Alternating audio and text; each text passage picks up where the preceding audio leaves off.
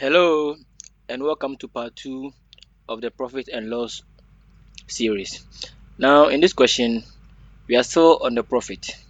We have a bicycle was bought for $480. So this becomes the cost price. It was sold at a profit of 15%. This 15% is the profit percentage. Is the profit percentage. Find the selling price of the bicycle. So as usual, I'm going to use two methods. The first one is by using the formulas, and the second one by using the ratio approach. As I said in my previous video, the method 2 doesn't require the formula. It's just by finding the ratios of the values provided. Now let's list out the parameters. Here we know the cost price. We know the cost price to be $480. For the selling price, it wasn't provided. We also know the profit percent. We know the profit percentage to be 15%. So we are looking for the selling price of the bicycle. The first formula we have is the profit, which is equal to the selling price minus the cost price. Now over here, neither do we know the profit nor the selling price. So we know the cost price. So if you can solve for the profit, and then we just substitute it in this formula, and then we find the selling price. Now the formula that relates profit percent and profit as profit percentage equals to the profit all over the cost price times 100%. Now in formula 2 you know the profit percentage, which is 15%. So we could substitute over here. So 15, which is equal to the profit we are looking for, P, over the cost price, which is 480 times 100. Now we could multiply the 100 and the P. So we now have 15 equal to 100P all over 480. And then the 15 can multiply the 480. So we have 100P, which is equal to 15 times 480. We now divide both sides by 100. So we have P is equal to 15 times 480 all over 100. Now the 0 cancels out. 2 goes into 10 as 5 and goes into 48, 24. So we have P equal to 15 times 24 over 5. Now 5 can go into 15 3 times. Now have P, which is equal to 3 times 24, and 3 times 24 is 72. Now the P is the profit, so the profit is $72.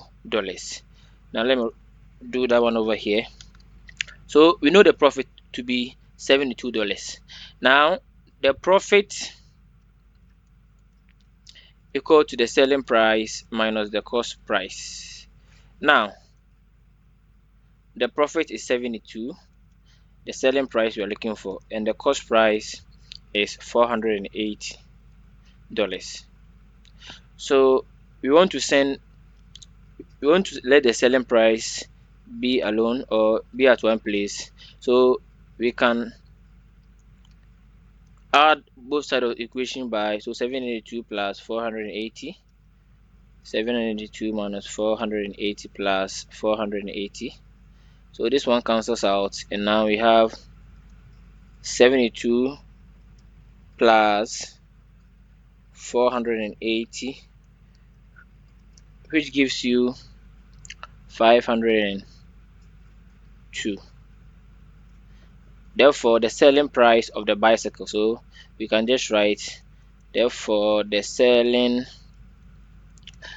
in your final answer, you have to write the selling price in full. The selling price is $552. Now, this is how we use the formula or the formulas to get the selling price. Now, let's use the ratio approach. Now, when you use the first method, we got the selling price to be 552. Now, let's use this approach to see whether we are also going to get this answer. So, over here, the cost price is $480, and the cost price in terms of percentage, the cost price in terms of percentage is always 100%. And the profit, for here we don't know the profits. The profits we don't know, so we are using the method 2. And the profit percent here is 15%. The selling price of which you are looking for, we don't know, so we can use a variable like s for it. And the selling price percent, the selling price in terms of percentage is found by adding this cost price percent plus the profit percent. So you have 100 plus 15%, which gives you 115%.